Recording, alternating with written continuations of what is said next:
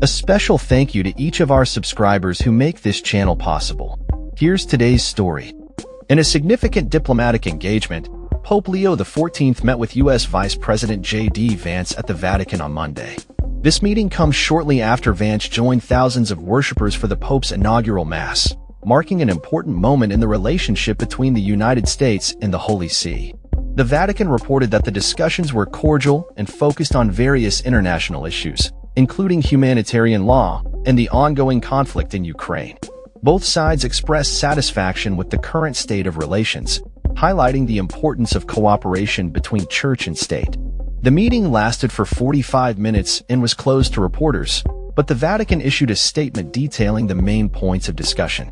Vance, a practicing Catholic, was accompanied by Secretary of State Marco Rubio, also a Catholic, signaling a united front in addressing critical global challenges. The talks included a shared call for respect for humanitarian and international law in conflict zones, particularly in light of the ongoing war in Ukraine. The Holy See is offered to facilitate peace talks and has been involved in humanitarian efforts, including prisoner swaps and the reunification of Ukrainian children taken by Russia. During the meeting, Vance presented Pope Leo with a Chicago Bears jersey, further emphasizing the personal connection between the two leaders, as both hail from the Windy City. The Vice President also gifted the Pope two works by St. Augustine, his chosen patron saint upon converting to Catholicism. This meeting is particularly noteworthy given Pope Leo's recent election as the first American pontiff, a role he has vowed to use to promote peace and compassion, particularly for migrants and the poor. His previous comments, which appeared to criticize the Trump administration's immigration policies, add an interesting layer to the discussions, as Vance was part of that administration. The Vatican has largely been sidelined during the early years of the Ukraine conflict, but with Pope Leo's leadership, there is hope for renewed efforts in diplomacy.